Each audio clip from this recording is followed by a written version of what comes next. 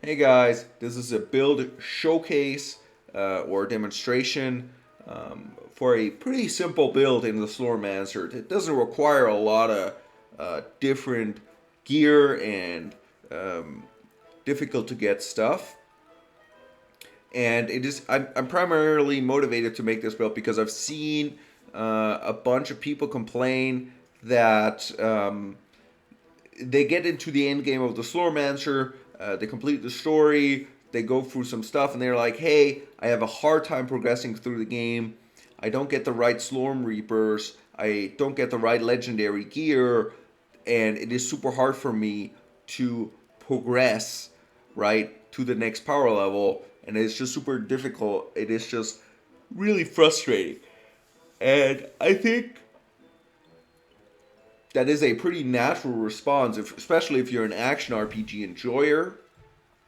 Um, but I want to kind of show that you can do a lot of stuff in this game that is pretty good with pretty mild levels of investment, right? Because the systems in this game are super powerful if you know what you're doing to some extent. I'm not going to claim to be some super duper Giga Chad expert, right? I'm not. I am a fairly experienced player, but having experience and knowledge of the systems will enable you to solve a lot of problems in different ways. And you don't really need to wait for specific things to happen because you can make it happen on your own. So, how does this build work? Right? You can see this. There's no legendary gear. There are no super high upgrade levels. They're +5. There's one +6. I think I got a crit on an upgrade. Whatever. I think I have one pure. Yeah, here's one pure stat, but nothing crazy. No legendary effects. I think you don't really need the upgrades. I think you can do this +0 fairly comfortably. We're using the basic Reaper that everybody gets. Like you've got this. If you played a knight, you've got this, right? You get it right at the beginning. And yeah. So what I will say, and I'm gonna be fair here, I do have a lot of raw damage uh, from the skills, and I do also have a fair amount of elemental damage, right, from the ancestral legacy. That is fair. You don't really need that damage, I think, to help you progress in the game, but it helps, of course. No, I'm not gonna respec the entire character just for this quick little build demonstration. Now,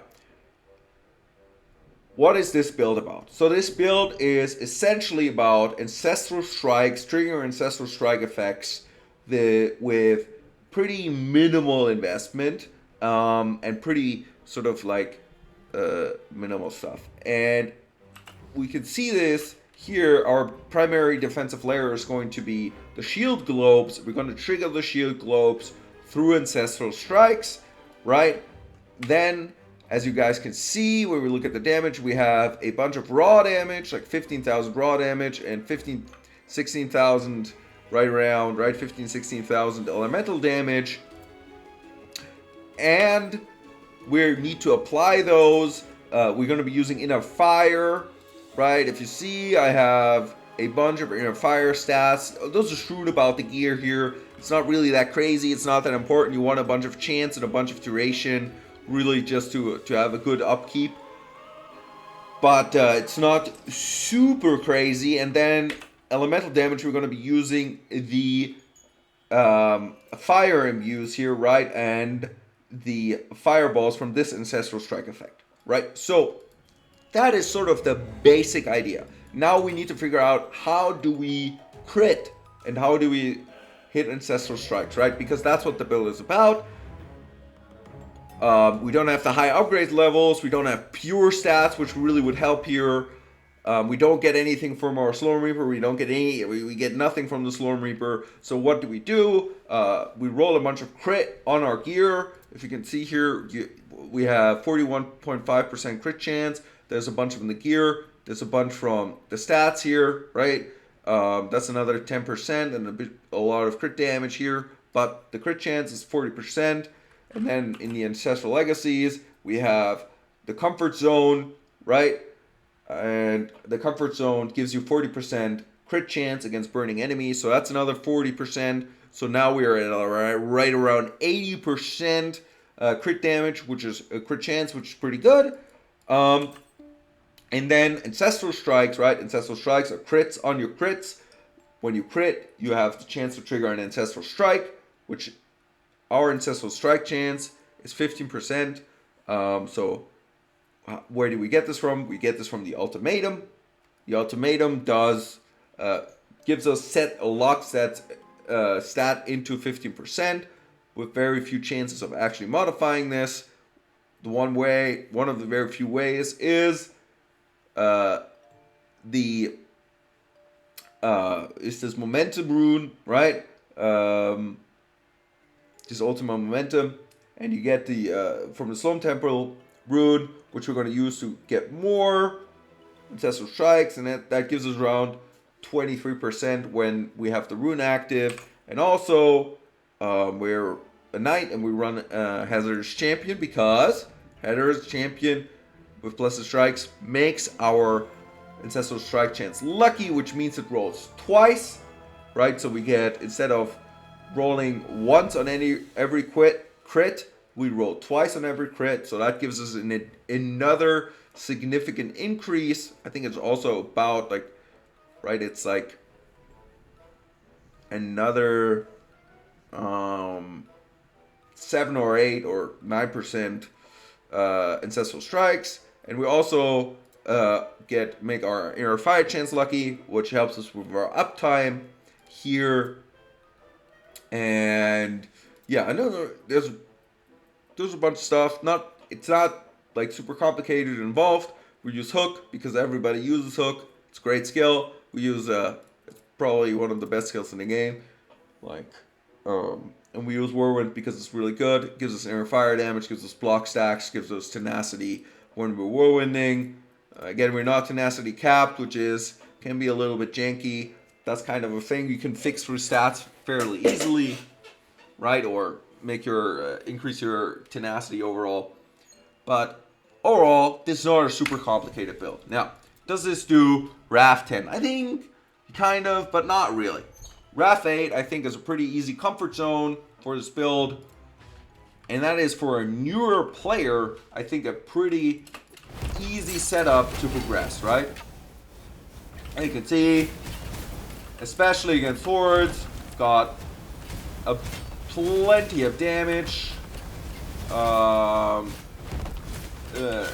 And yeah, you run this. This works, right? If you're a newer player, RAF 8, you can progress really easily. You don't need like a crazy Storm Reaper. You don't need to wait for super high upgrade levels and all those things. You can make stuff like this work.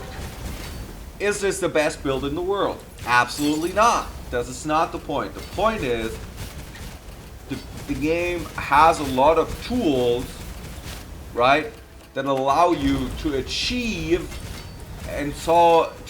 your goals and solve problems that are put in front of you in a variety of ways.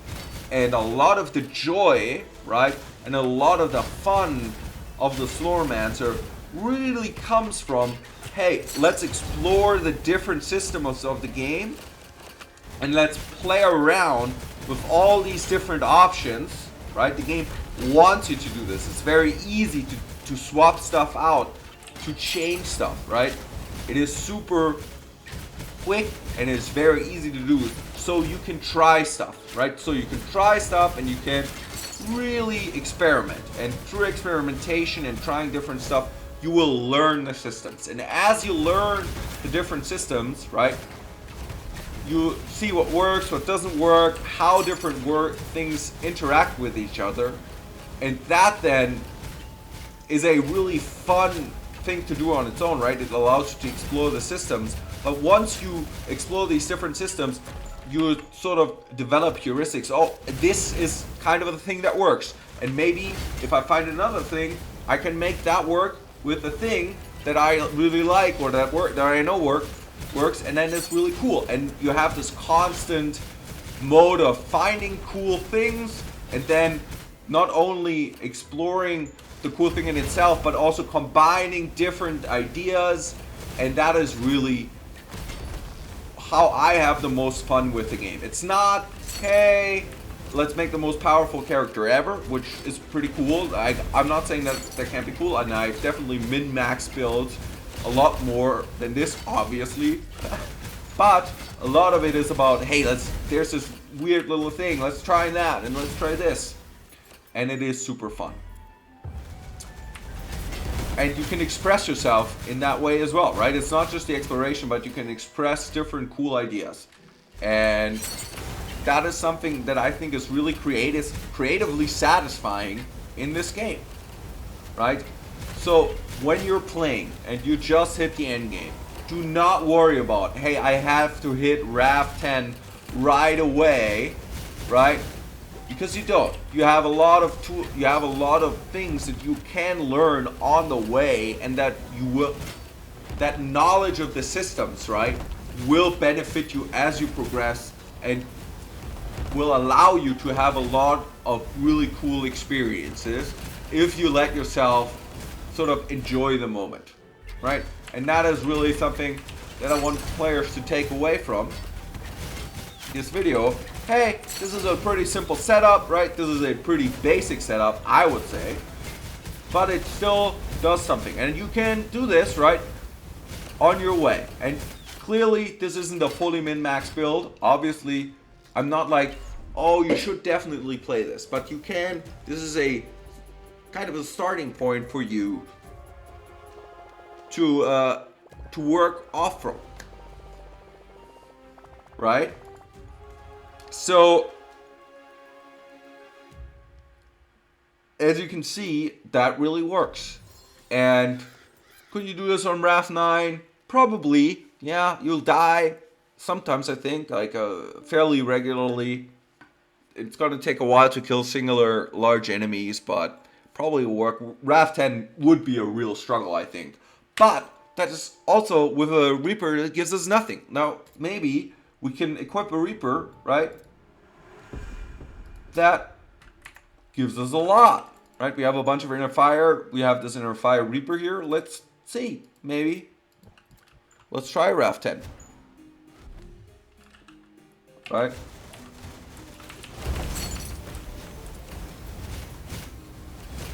Oh my god, look at this.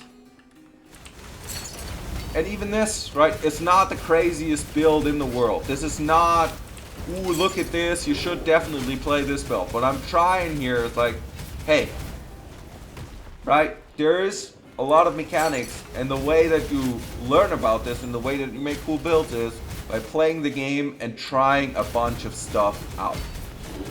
Right, as you can see, this is a lot, it's not very good single target damage, but when we press the lawnmower button, it is really good single target damage.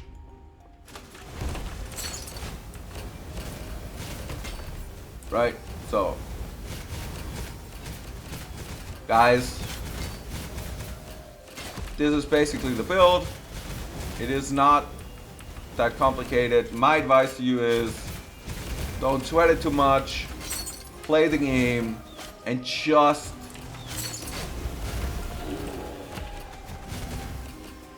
enjoy the ride.